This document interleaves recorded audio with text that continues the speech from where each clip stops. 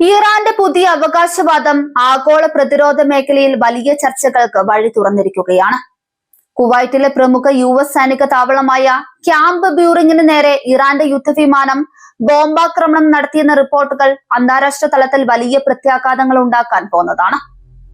ഇറാന്റെ ഔദ്യോഗിക മാധ്യമമായ പ്രസ് TV പുറത്തുവിട്ട ഈ വാർത്ത സൈനിക ലോകത്ത് അവിശ്വസനീയമായാണ് പലരും നോക്കിക്കാണുന്നത്.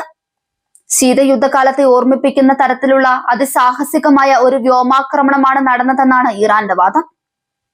മേഖലയിലെ അമേരിക്കൻ സൈനിക സാന്നിധ്യത്തിന് നേരെ ഇത്തരം ഒരു നീക്കം നടന്നു എന്നത് സ്ഥിരീകരിക്കപ്പെട്ടാൽ അത് ദശകങ്ങളായി നിലനിൽക്കുന്ന പ്രതിരോധ സമവാക്യങ്ങളെ പാടെ തകിടം മറിക്കും. കൊറിയൻ യുദ്ധത്തിന് ശേഷം അമേരിക്കൻ സൈനിക താവളത്തിന് നേരെ ഒരു വിദേശ രാജ്യം നടത്തുന്ന ആദ്യത്തെ നേരിട്ടുള്ള വ്യോമാക്രമണം എന്ന നിലയിൽ ഇതിന് വലിയ പ്രാധാന്യമുണ്ട്. പേർഷ്യൻ ഗൾഫിന് മുകളിലൂടെ അതീവ രഹസ്യമായി പറന്നെത്തിയ വിമാനം അമേരിക്കൻ റഡാറുകളുടെ കണ്ണ് വെട്ടിച്ചു എന്നാണ് അവകാശപ്പെടുന്നത്. റഡാറുകളെ വെട്ടിക്കാനായി വിമാനം സമുദ്രനിരപ്പിനോട് ചേർന്ന് വളരെ താഴ്ന്ന ഉയരത്തിലൂടെയാണ് പറന്നതെന്ന് റിപ്പോർട്ടുകൾ സൂചിപ്പിക്കുന്നു. അത്യാധുനികമായ US വ്യോമ പ്രതിരോധ സംവിധാനങ്ങൾ നിലനിൽക്കുന്ന ഒരു മേഖലയിൽ ഇത്തരമൊരു നുഴഞ്ഞുകയറ്റം നടത്തുക എന്നത് അത്ര എളുപ്പമുള്ള കാര്യമല്ല. എന്നിട്ടും ലക്ഷ്യം കണ്ടുവെന്ന് ഇറാൻ അവകാശപ്പെടുമ്പോൾ അത് അമേരിക്കയുടെ പ്രതിരോധ കവചങ്ങളുടെ പോരായ്മകളിലേക്കാണ് വിരൽ ചൂണ്ടുന്നത്. സാധാരണ ബോംബുകൾ ഉപയോഗിച്ചാണ് ക്യാമ്പ് ബ്യൂറിങ്ങിൽ ആക്രമണം നടത്തിയതെന്നും വിമാനം സുരക്ഷിതമായി തിരിച്ചെത്തിയതെന്നും ഇറാൻ പറയുന്നു. ഈ ദൗത്യത്തിനായി ഇറാൻ ഉപയോഗിച്ച വിമാനം ഹെസ കൗസർ ആണെന്നാണ് വിശ്വസിക്കപ്പെടുന്നത്. അമേരിക്കൻ നിർമ്മിത F-5 ഫൈറ്റർ ജെറ്റുകളുടെ സാങ്കേതിക വിദ്യ അടിസ്ഥാനമാക്കി ഇറാൻ ആഭ്യന്തരമായി വികസിപ്പിച്ചെടുത്ത വിമാനമാണിത്.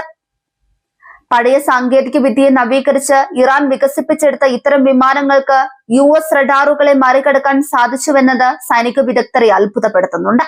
ഇറാന്റെ തദ്ദേശീയമായ സൈനിക ശേഷിയുടെ വളർച്ചയായാണ് അവർ ഇതിനെ ഉയർത്തിക്കാട്ടിയത്. എങ്കിലും ഈ വാർത്തയെ സംബന്ധിച്ച് സ്വതന്ത്രമായ സ്ഥിരീകരണങ്ങൾ ഇതുവരെ ലഭ്യമായിട്ടില്ല. അമേരിക്കയോ കുവൈറ്റോ ഇത്തരം ആക്രമണം നടന്നതായി ഔദ്യോഗികമായി റിപ്പോർട്ട് ചെയ്തിട്ടില്ല എന്നത് ഇറാന്റെ അവകാശവാദങ്ങളുടെ വിശ്വാസ്യതയെ ചോദ്യം ചെയ്യുന്നുണ്ട്. ഒരുപക്ഷെ ഇത് ഇറാന്റെ സൈനിക കരുത്ത് വിളിച്ചോതാനുള്ള വെറുമൊരു പ്രചാരണം മാത്രമാകാനും സാധ്യതയുണ്ട്. എന്നിട്ടും ആഗോള പ്രതിരോധ വൃത്തങ്ങൾ ഈ റിപ്പോർട്ടിനെ ഗൗരവത്തോടെയാണ് വിശകലനം ചെയ്യുന്നത്. മേഖലയിലെ മാറുന്ന യുദ്ധതന്ത്രങ്ങളുടെ സൂചനയായാണ് പലരും ഇതിനെ കാണുന്നത്. ഡ്രോണുകളും മിസൈലുകളും ഉപയോഗിച്ചുള്ള ഈ ആക്രമണങ്ങൾ സാധാരണമായി കൊണ്ടിരിക്കുന്ന ഈ കാലഘട്ടത്തിൽ ഒരു യുദ്ധവിമാനം ഉപയോഗിച്ച് ഇത്തരമൊരു നീക്കം നടത്തിയത് സുരക്ഷാ സംവിധാനങ്ങളുടെ പരാജയമായി വിലയിരുത്തപ്പെടും. മിഡിൽ ഈസ്റ്റിലെ ഭൗമരാഷ്ട്രീയ സാഹചര്യങ്ങളിൽ ഇത് വലിയ അസ്വസ്ഥതകൾ ഉണ്ടാക്കാൻ കാരണമായേക്കാം. അമേരിക്കയും ഇറാനും തമ്മിലുള്ള ബന്ധം കൂടുതൽ വഷളാകാൻ ഈ സംഭവം ഇടയാക്കും. ഈ സാഹചര്യത്തിൽ ആധുനിക യുദ്ധമുഖത്തെ പ്രതിരോധ സംവിധാനങ്ങൾ എത്രത്തോളം സുരക്ഷിതമാണ് എന്ന ചോദ്യം ഉയരുന്നു. താഴ്ന്ന ഉയരത്തിൽ പറക്കുന്ന വിമാനങ്ങളെ കണ്ടെത്താൻ റഡാറുകൾക്ക് സാധിക്കാതെ വരുന്നത് വലിയൊരു സുരക്ഷാ വീഴ്ച തന്നെയാണ്. ഇത് വരും ദിവസങ്ങളിൽ കൂടുതൽ ചർച്ചകൾക്കും അന്വേഷണങ്ങൾക്കും വഴി തുറക്കുമെന്നതിൽ തർക്കമില്ല. ഇറാന്റെ ഈ അവകാശവാദം വെറും യുദ്ധപ്രചാരണമല്ലെങ്കിൽ അത് പശ്ചിമേഷ്യയുടെ ചരിത്രത്തിലെ നിർണായകമായ ഒരു വഴിത്തിരിവായി മാറും.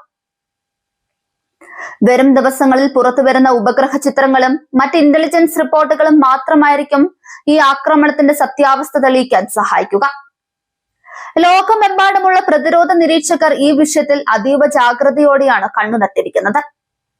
അമേരിക്കൻ ഭരണകൂടം ഇതിനോട് എങ്ങനെ പ്രതികരിക്കുമെന്നതും കാത്തിരുന്ന് കാണേണ്ട കാര്യമാണ്. ഇറാന്റെ ഈ പുതിയ നീക്കം മേഖലയിൽ ഒരു പുതിയ പോർമുഖം തുറക്കുമോ എന്നതാണ് ഏവരും ഉറ്റുനോക്കുന്ന പ്രധാന ചോദ്യം.